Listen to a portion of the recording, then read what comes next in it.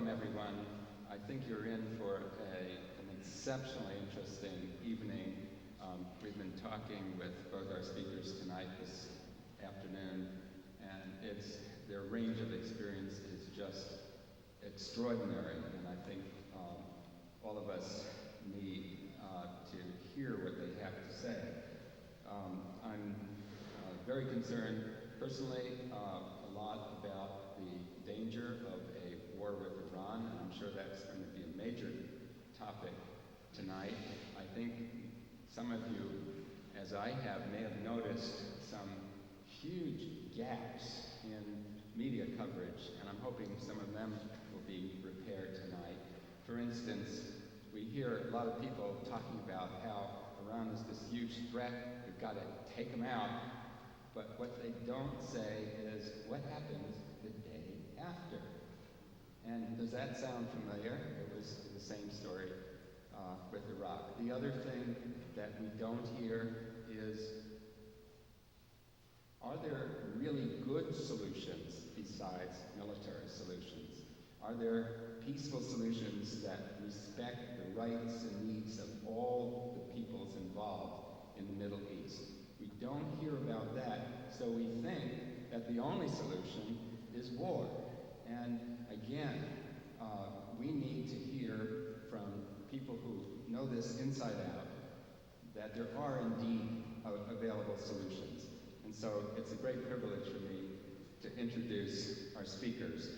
I think what I'll do is read my introduction to the first speaker, who's Scott Ritter, and then after Scott finishes, I'll read the second introduction, because if you're like me, you can't retain it that long.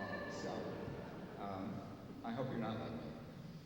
Scott Ritter has had an extraordinary career in which the common thread is the courage to say what needs to be said, regardless of popular belief. He served as an intelligence officer in the U.S. Marines during the Soviet invasion of Afghanistan and during the Iran-Iraq War.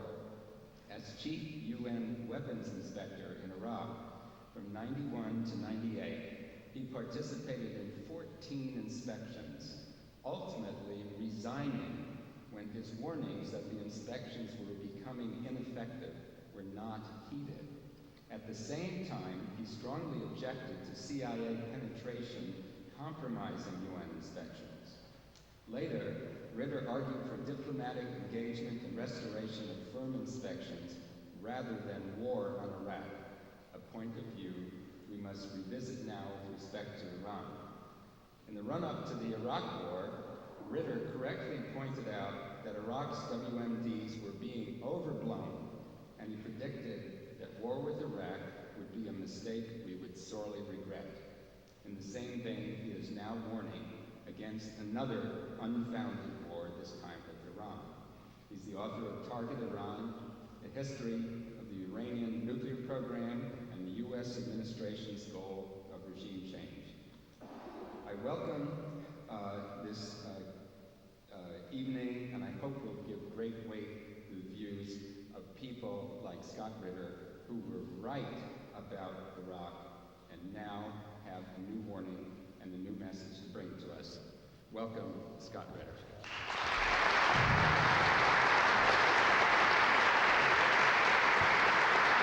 Thank you. It's a privilege to be here in Cleveland and to have this opportunity to interact with you.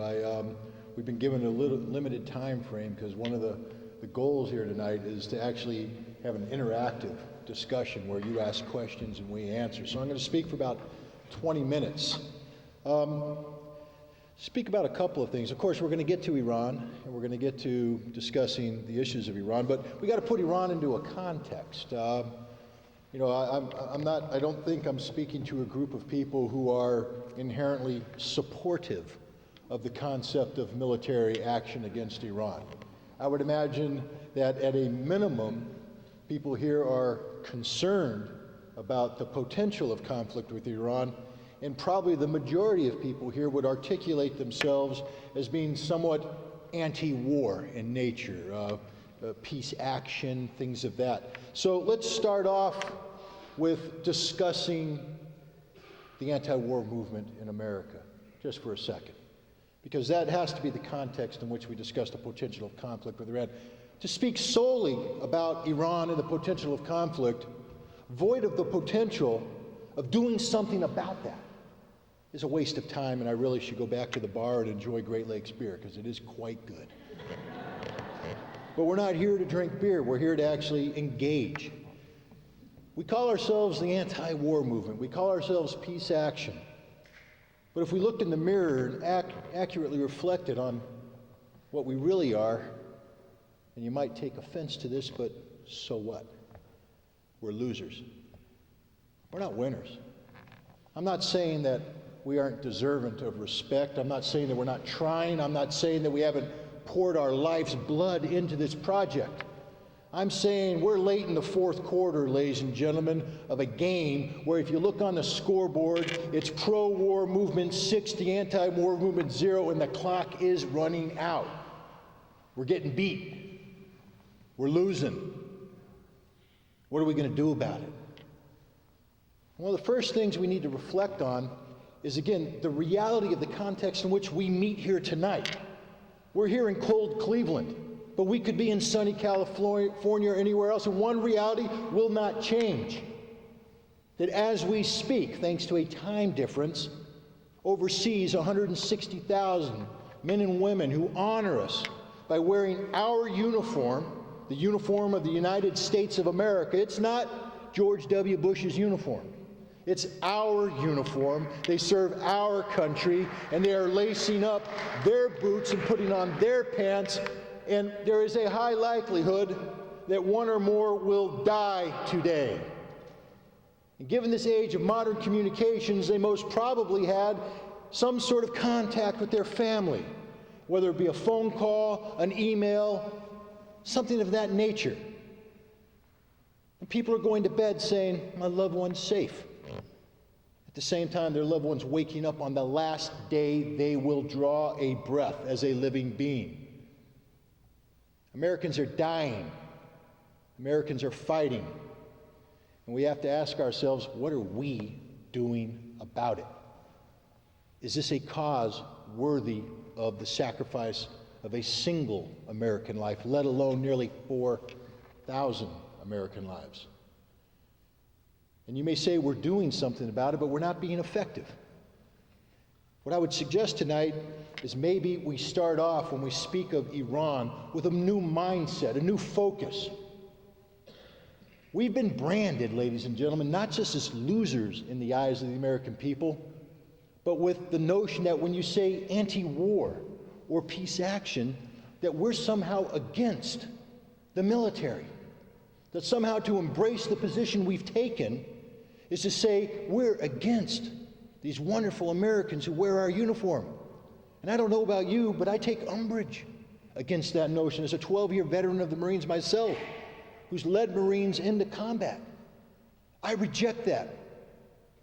I reject that. But how do we imprint on the American people a brand that says not only are we supportive of the troops, but we are capable of winning the big game? And it's going to require a new mindset. And where do we draw our inspiration? What could possibly be used as a rallying cry for the American people? And I'll give you the easy answer. All you have to do is project yourself tonight into 2:30 in the morning.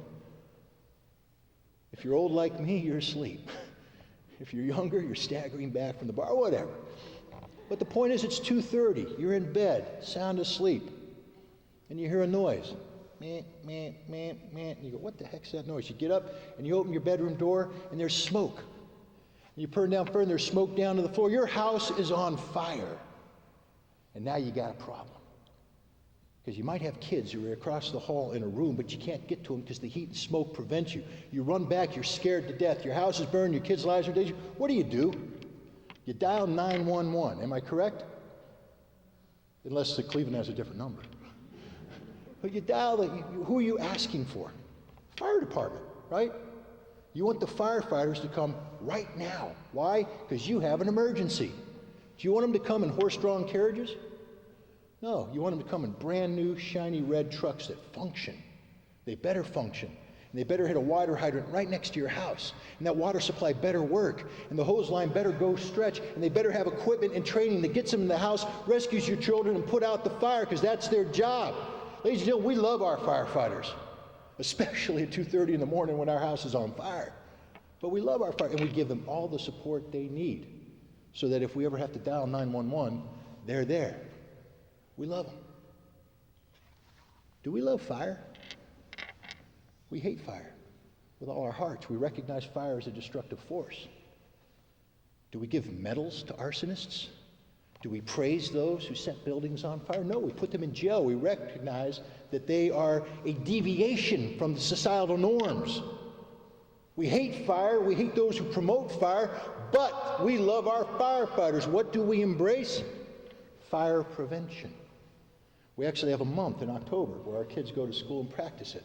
Come home and remind us to change the batteries in our smoke alarms. Fire prevention. We need to become war preventionists, ladies and gentlemen. As a society, war preventionists. We need to organize ourselves to prevent war, to make sure that the scourge of war never again occurs. But we also have to recognize that, unfortunately, there is a possibility of future conflict. Therefore, if a threat arises, we need a military that is well-trained, well-equipped, and well-led, just like our fire department, so that when we dial 911, they show up and save the day. We support the military. We give them all that they need to do their job, but we hate war. And we want to prevent war. And that's what our focus needs to be collectively. We have to go out and convince the American public that war preventionism is the most American thing they can be doing. That should be our goal and objective. Now, it's too late to prevent the war in Iraq. That's a done deal. We could talk about a withdrawal strategy. We could talk about the success or failure of the surge. But let's put Iraq aside for a second. We've already lost the war in Iraq. It's just a matter of time now until that conflict comes to an end. I'd like the time to be shorter. Who knows what it's going to be? Unfortunately, I think my prediction when we invaded Iraq is a correct prediction. A 16-year war, based not upon the reality of Iraq, but the fact that Iraq is not about national security here at home, but domestic American politics. And it's going to take 4 election cycles to purge Congress of those who voted for this war, invested political capital in that vote, and are afraid to change. And until they're voted out of office, you won't have critical mass in Congress to get enough political will to get us out of Iraq. We're stuck. It's a quagmire. Put that to the side. That's the good news. The bad news, ladies and gentlemen, is we haven't learned a damn thing. We are hell-bent for leather on a war with Iran as we speak. And yet our society, collectively, not the people in this audience, but collectively, the rest of the population of Cleveland, the rest of the East Coast, Middle America, the West Coast, are falling into the same pattern of behavior that we adopted in the lead up to the war with Iraq. A pattern of behavior born of our collective ignorance of the world we live in. And what happens when you are ignorant? You are afraid of that which you do not know and understand. And from that fear comes a paralysis that is readily managed and manipulated by political powers that be. Ladies and gentlemen, the lead up to war in Iraq, we collectively accepted at face value, without question, any declaration about Saddam Hussein in Iraq that was negative in character. I could have said Saddam ate breakfast with the devil, and people say, yeah, I could believe that. He's a bad guy. I could say anything about Saddam, and they would accept it. And as a result, when somebody dared put the truth on the table and say, just a second, I don't believe that Saddam has viable WMD programs, I said, no, you gotta be kidding. Saddam's evil. He's the devil incarnate, the Middle East equivalent of Adolf Hitler. Of course he has WMDs. And he didn't. Not at the time of the invasion. Now we come to Iran. The same process of demonization is taking place as we speak. We are told on a daily basis about how unstable the Iranian president Ahmadinejad is. how he wants to wipe Israel off the face of the earth, how he denies the Holocaust, how he's pursuing a nuclear weapons program, how he sits at the head of the largest state sponsor of terror in the world today. And none of it is being questioned. It's accepted at face value. Because Ahmadinejad, like Saddam, is an eminently demonizable personality. He's got brown skin, black hair, beady eyes, and a beard. He doesn't look trustworthy. He doesn't speak English very well. He's Muslim. He can't be trusted. All I have to do is say that Ahmadinejad did something awful, and people say, yeah, I can believe that. But if I put something out there that's positive about Ahmadinejad, A, they don't believe it, and B, I'm immediately accused of siding with a known enemy, not only of the United States, but the state of Israel, a Holocaust denier, and all the other spheres. Nobody dares speak to the veracity of the statement being made. They attack the person making the statement. We have to overcome this, ladies and gentlemen, by dealing with fact. We have to wade through the sea of ignorance that we collectively navigate in and empower ourselves with knowledge and information that enables us to make informed, independent judgments about threats pertinent to the issue of war, if we are to truly be war preventionists. The first thing I'll say about Ahmadinejad is that much of what he's been accused of saying, he has never said.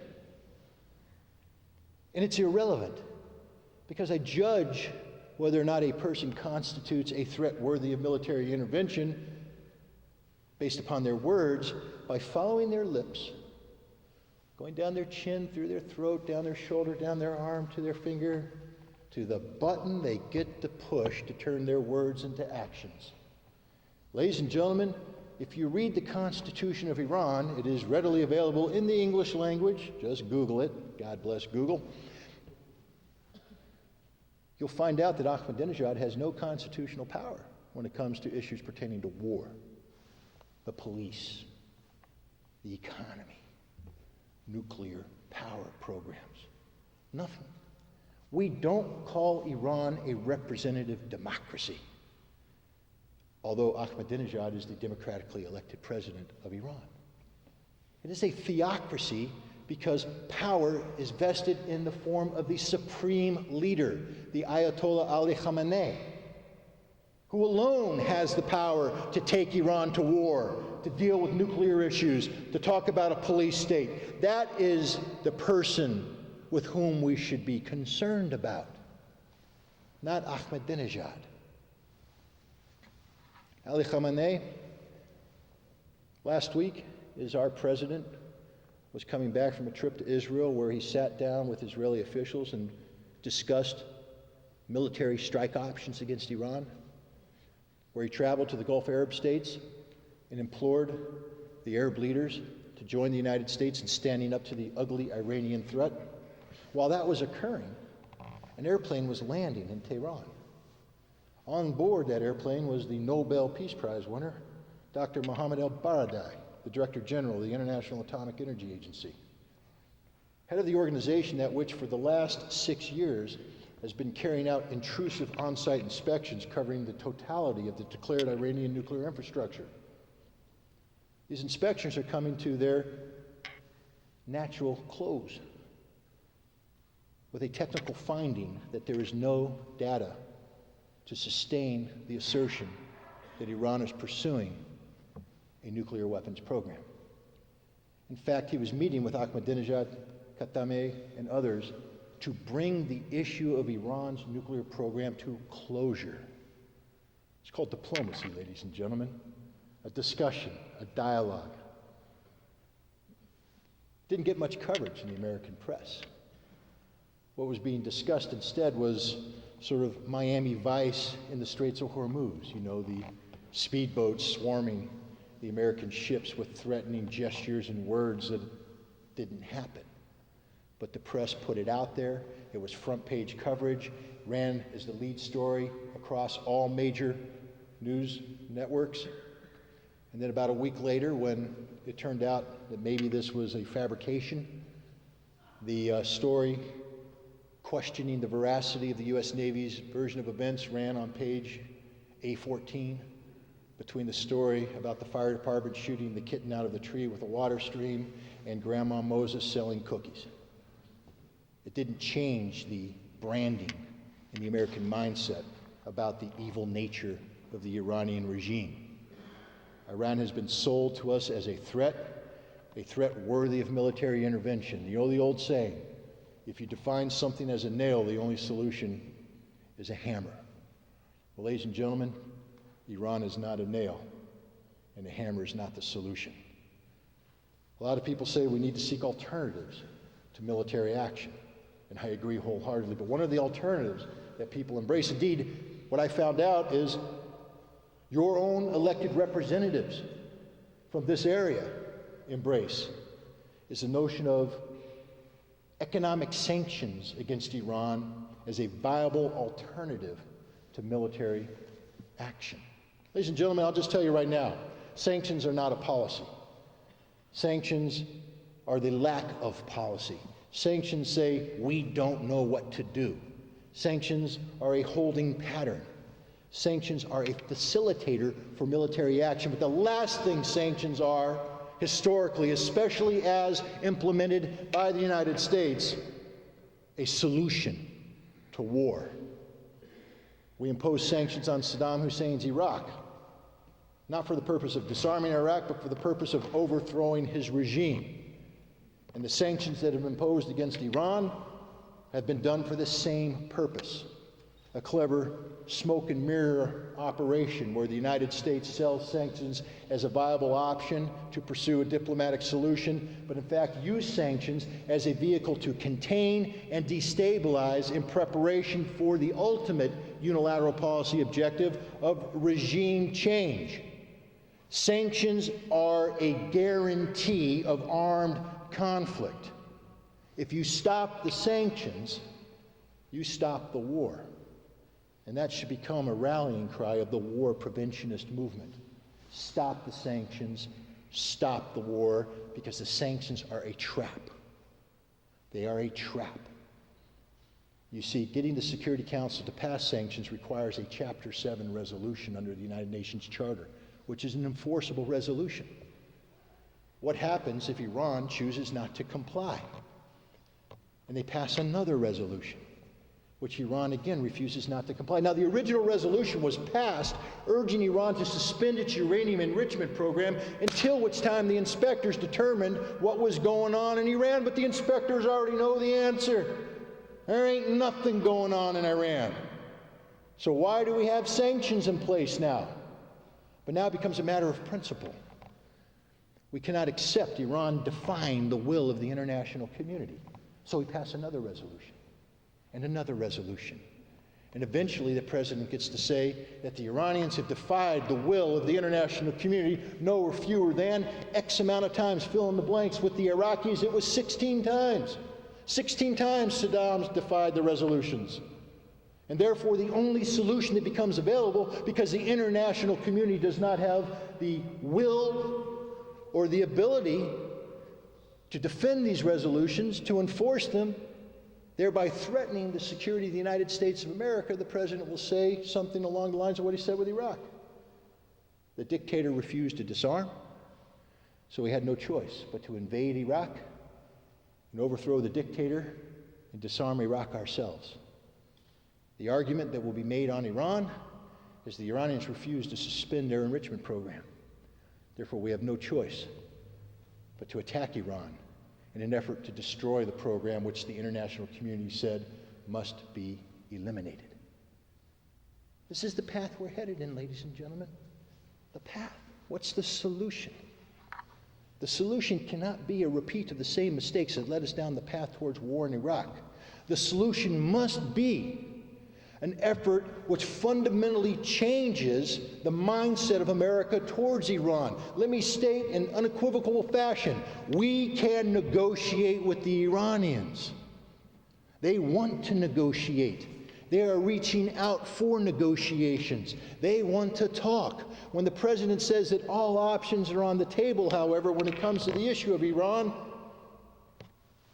it does not include sending Condoleezza Rice to Tehran to meet with Ali Khamenei or Ahmadinejad or any Iranian leader.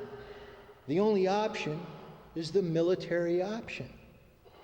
We need to implore the Congress of the United States to insist that before we talk about going down the path towards war, we exhaust all venues possible short of war. We owe that to the men and women who honor us by wearing our uniform, the ones who are lacing up today, the ones who will die today. We ask them, and they honor us by saying, we will defend you. We will give our lives for you. We are duty-bound as citizens, bound by the same Constitution that these men and women take an oath to uphold and defend with their lives against all enemies, foreign and domestic.